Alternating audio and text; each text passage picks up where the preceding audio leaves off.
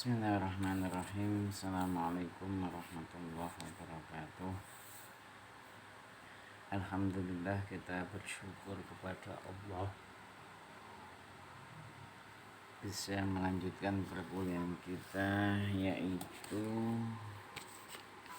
pada tafsir dakwah ini sudah sampai pada Quran surat Ibrahim ayat 25 dan surat Al-Furqan ayat 33, yaitu kita bagian kedua yang membahas tentang pemakaian perumpamaan dalam dakwah. Jadi dakwah, Allah sendiri di dalam Al-Quran mengajak suatu kebaikan itu dengan cara memberikan perumpamaan, memberikan amsal, memberikan contoh, memberikan ibrah. Baik, marilah kita buka dengan umul kitab ala hadinah biridai ta'ala wa bisyata fa'ati Rasulullah sallallahu alaihi wasallam. Al-Fatihah. Semoga dengan bacaan Fatihah tadi apa yang kita inginkan diberi kemudahan oleh Allah, diberi keberhasilan oleh Allah, kebahagiaan di dunia dan kebahagiaan di akhirat dengan barokah membaca Fatihah dan mentafsirkan ayat suci Al-Quran. Baik, dalam video ini kita fokus pada surat Ibrahim ayat 25, yaitu yang berbunyi tu'ti ukulaha kullahinin bi'idni rabbiha wa yadribullahul amsala linnasi la'allahum yatadakkarun. Ini saya ambilkan langsung, saya foto dari kitab Tafsir Jalalain. Tu'ti, maringi, tu'ti diparingi, ya, tu'ti diberi, ukulaha ing makanan, ukulaha ing makanan. Ini sebenarnya kembali ke syajaratin thayyibatin, ya, di dalam ayat 9, syajaratin thayyibatin, pohon yang bagus. Al-Quran tidak menyebutkan pohon yang thayyibah. Halal itu cara mencarinya, thayyibah itu adalah zatnya. Ya, misalkan saya contoh kepada yang lain. Syajaratin thayyibah, kalau di dalam Al-Quran ini, di dalam tafsir Jalalain yang atas itu dicontohkan ya an-nakhlah, kurma. Ya, kurma itu secara zatnya itu bagus. Ya, contohnya lagi jeruk, secara zatnya itu bagus. Contoh lagi padi, ya, kita hampir tiap hari itu makan beras, makan nasi dari beras dari padi, itu termasuk syajaratun thayyibah. Kalau halal itu adalah berhubungan dengan cara mencarinya. Kalau padi mencuri padi, ya tidak halal, tapi padinya tetap thayyibah. Tuh, itu yang diminta halalan thayyiban. Ini ukulaha, memakan, syajaratin thayyibah, samroha ing buahnya. Ya, tentu pohon itu harus dimanfaatkan, yaitu terutama buahnya. Walaupun ada sebagian pohon yang dimanfaatkan itu kayunya dan lain sebagainya, tapi kebanyakan dari pohon itu yang dimanfaatkan adalah buahnya, walaupun ada sebagian pohon yang tidak berbuah. Ya, manusia juga seperti itu.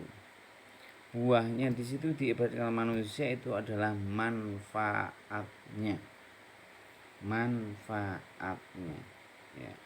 Buah dari iman dan Islam itu adalah ihsan, yaitu manfaat. Khairun nas anfa'uhum linnas.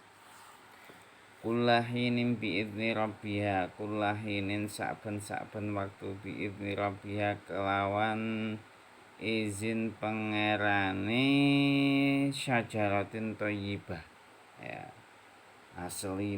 Aslinya pohon semuanya itu yang memiliki, yang menciptakan, asalnya tidak ada menjadi ada, itu adalah Allah. Tetapi manusia itu adalah khalifah, pengganti Allah yang berusaha untuk memakmurkan bumi ini ya. Bi iradatihi kelawan keinginane annas, keinginane menungso. Kadzalika kaya mengkono-mengkono kalimatul imani sabitah. Kalimatul imani ucapan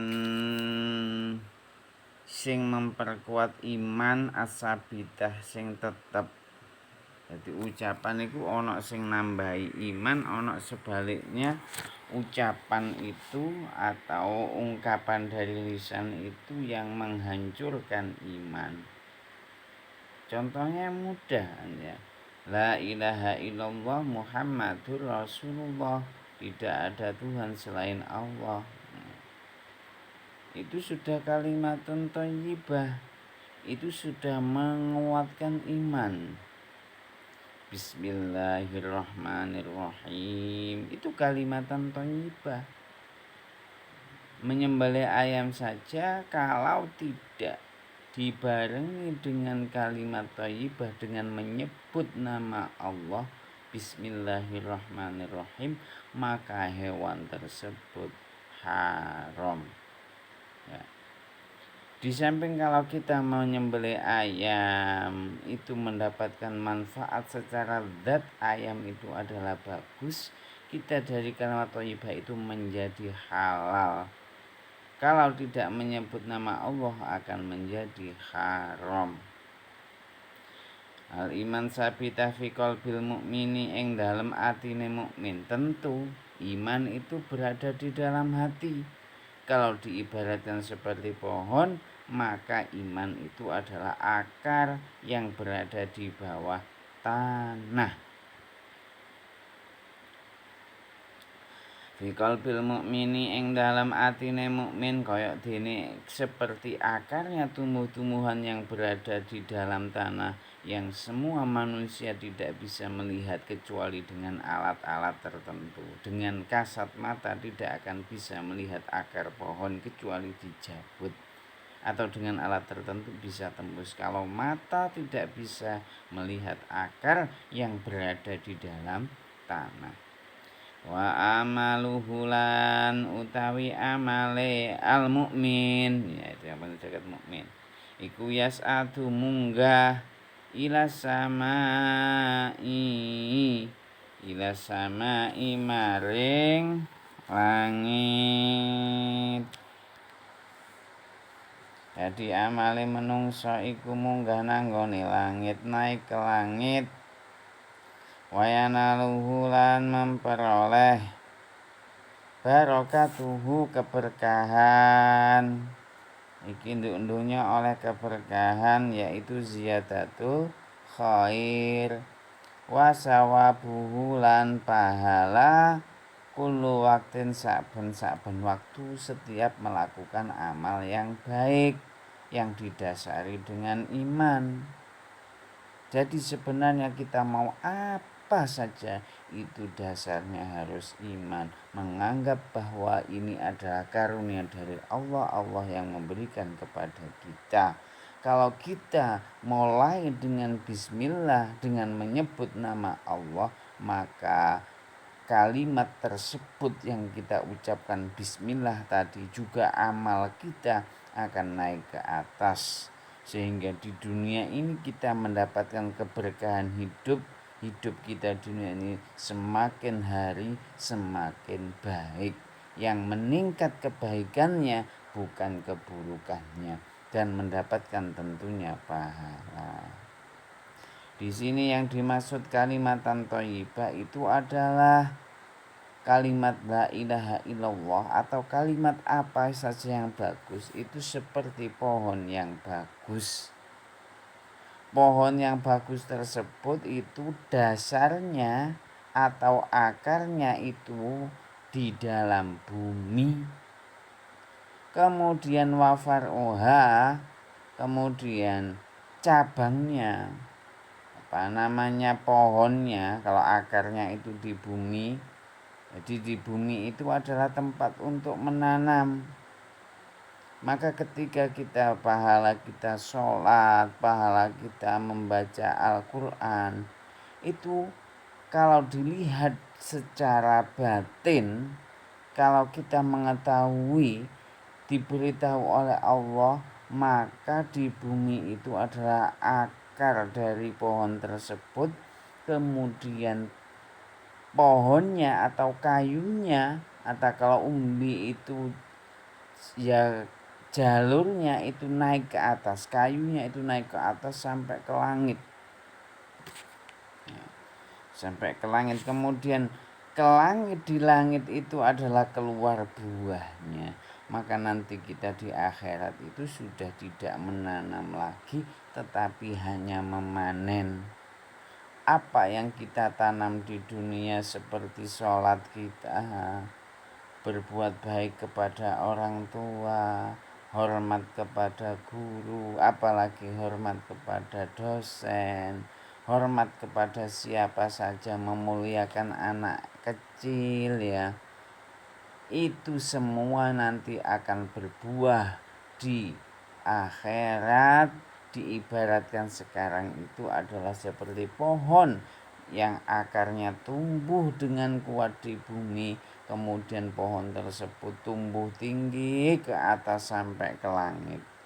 Itulah wayat ribulan jelas membuat perumpamaan sapa Allahu Allah al-amsala ing perumpamaan linnasi kanggo menungso. Tujuannya apalah Allahum yatadzakkarun, supaya manusia itu selalu ingat kepada Allah ya, selalu ingat kepada Allah. Jadi seperti itu. Di sini perumpamaannya adalah semua kalimat yang bagus itu baik berupa ucapan saja, dibuktikan dengan perbuatan, semua akan naik ke atas. Diibaratkan seperti pohon itu nyambung wit-witane sampai nanti buahnya itu kita petik di langit. Ini perumpamaan yang sangat bagus. Maka kalau kita sudah mengetahui hal seperti itu, maka kita akan selalu berusaha untuk memberikan ucapan, memberikan tuntunan adalah sesuatu yang baik. Diibaratkan pohon itu bisa berbuah, kalau berbuah itu bisa dimanfaatkan. Tetapi sebaliknya ayat selanjutnya, kasyajaratin khabisah wa masalu kalimatin khabisah. Kalimat khabisah di sini adalah lawannya kalimat iman, berarti kalimat al-kufri. Diibaratkan kasyajaratin khabisah seperti pohon yang jelek. Contohnya hamdola ya. Hamdola pohon apa? Sembojo ya, yang tidak mengeluarkan buah, hanya berbunga. Kan seperti seakan-akan tidak ada manfaatnya, manfaat kayunya saja. Untuk itu marilah setelah kita mengetahui tafsir surat Ibrahim ayat 25 ini, kita selalu berusaha bertutur kata yang baik. Orang tua kepada anak bertutur kata yang baik, anak kepada orang tua sebaliknya bertutur kata yang baik, pejabat kepada rakyatnya bertutur kata yang baik, rakyatnya juga seperti itu. Jangan hanya menghujat dan mengkritik atau mengelokkan pejabatnya. Kalau bisa memberikan saran sebaiknya seperti ini, mari kita berjuang bersama-sama. Seandainya semua mengungkapkan dengan kata yang baik, maka pertengkaran tidak akan ada, pertikaian sudah ada. Seperti orang Jawa, kalau sampean jenengan badhe ten pundi, lek wong tukaran kon arep nang ndi, kowe iku sapa, ya. Itu bahasa-bahasa yang kasar, bahasa-bahasa yang khabisah, itu sebaliknya akan mengurangi keberkahan, mendapatkan tadi itu lawannya ganjaran, berarti siksa dosa. Wis dunyane lek seneng ngomong elek iku, nang donyane uripe kurang berkah. Tetapi kalau selalu mengucapkan kalimat yang baik, hidup di dunia menjadi berkah dan penuh dengan pahala. Baik, selanjutnya ini tafsir yang selanjutnya, yaitu pada surat Al-Furqan ayat 33. A'udzu billahi minasyaitonir rajim. Wala ya'tunaka bimatsalin illa ji'naka bil haqqi wa ahsana tafsira. Wala ya'tunaka lan ora bakal iso nekakno sapa sira bimasalin kelawan perumpamaan fi ibtali amrika. Bimasalin di sini adalah membuat sesuatu atau suatu kata atau suatu ungkapan yang seperti Al-Quran tidak akan bisa. Manusia manapun tidak akan bisa. Ini contohnya ada Al-Fil, saya lupa contohnya itu yang membuat Al-Quran tandingan Musailamah Al-Kadzdzab. Tidak bisa, artinya tidak bisa ini bisa membuat tapi gak sepadan, gak level seperti Al-Quran. Maka bahasanya tidak akan bisa. Walayatuna bimasalin illa ji'naka bil haqqi wa ahsana tafsira. Bilha illa ji'naka kejaba nekakno sapa ingsun Gusti Allah ka ing sira bil haqqi kelawan bener. Ini untuk menolak bahwa Al-Quran tidak akan ada yang bisa menandingi. Wa ahsana tafsira di sini diartikan ahsana tafsira itu adalah Al-Quran itu tidak hanya berupa tulisan, tetapi Al-Quran itu harus ditafsirkan, harus difahami, harus dibuka, harus diungkap makna dari ayat tersebut itu apa. Bayanan harus dijelaskan, baik untuk diri sendiri maupun untuk orang lain. Apalagi Islam itu adalah agama dakwah. Kita dakwah bisa lewat media sosial, bisa lewat YouTube atau apapun, atau masih manual seperti membuat pengajian atau yang milenial yang seperti itu. Intinya apa yang ada di dalam Al-Quran seharusnya kita mau tidak mau itu harus paham. Memang butuh proses, harus paham. Karena Al-Quran itu adalah sebagai pedoman hidup, manusia tidak akan tersesat selama-lamanya.